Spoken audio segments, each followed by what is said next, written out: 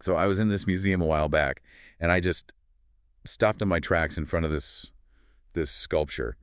It honestly looked like a glitch in reality. Oh. Yeah, you had these heavy-looking metal rods just hanging in midair. They weren't touching each other at all, but the whole thing was completely solid. I must have stared at it for 5 minutes trying to find the trick. It really does defy logic when you first see it, doesn't it? Your brain is searching for the pillar, the base, something holding it all up. Exactly, but there was nothing. What you were looking at was pure physics.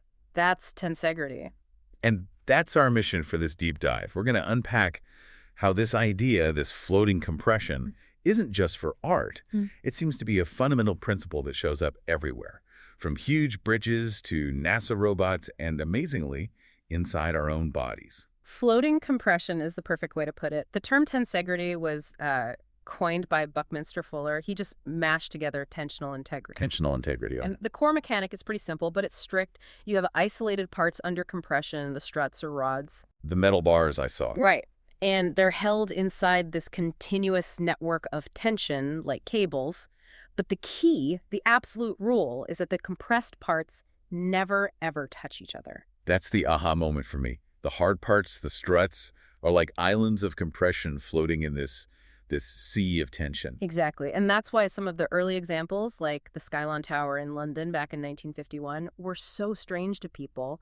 The cables were defining the structure, not a solid column. So Fuller gets the credit for the name, but was he the first one to build one? Well, that's where it gets a little complicated. The artist Kenneth Snelson was really the one making those incredible needle tower sculptures. Oh, yeah, I've seen pictures of those. He was a student of Fuller's, and they had a bit of a disagreement over who came up with it first.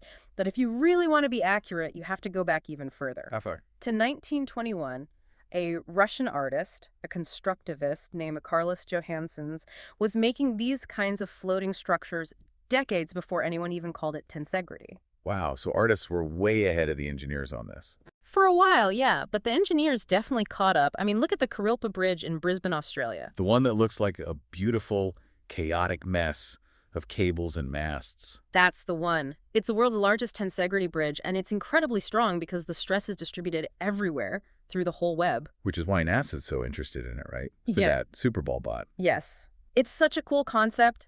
Your typical Mars rover is heavy, it's rigid. If it lands too hard, something can snap. An axle breaks, and the mission is over. Exactly. But a tensegrity robot is what we call compliant. It doesn't need airbags. You can literally just drop it onto the planet. The impact force ripples through the whole tension network, and it just bounces. It's a structural shock absorber. It changes shape to take the hit and then snaps right back. Which is a perfect segue into efficiency and adaptability. But before we get to the really mind-blowing biological part of this, let's talk about efficiency in a different context.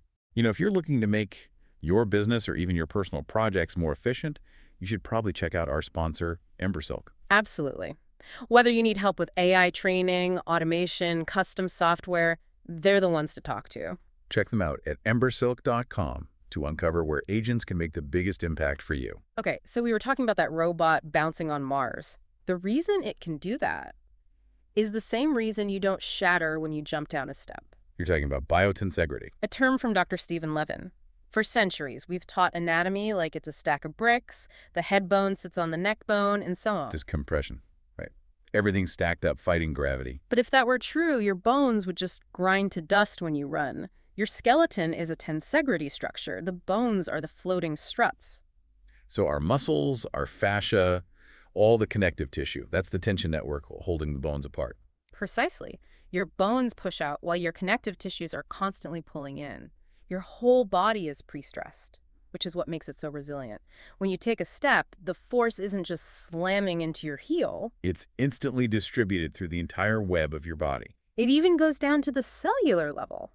Donald Engber's work showed that the tiny cytoskeleton inside each of your cells is built on the exact same principle. That's incredible. So nature figured this out first. Of course, it's all about efficiency, using the absolute minimum amount of material to create the maximum amount of strength and flexibility. It really changes how you think about your own body. We're not these rigid towers just trying not to collapse. We're dynamic, balanced networks that are designed to flex and adapt. Resilient stability, that's the big takeaway. The universe, from a bridge to a single cell, seems to favor it. We're built to be flexible and strong. I love that. If you enjoyed exploring this with us, please make sure you subscribe to Intellectually Curious. And hey, if you can, leave us a 5-star review. It really, really helps get the word out. Thanks for tuning in.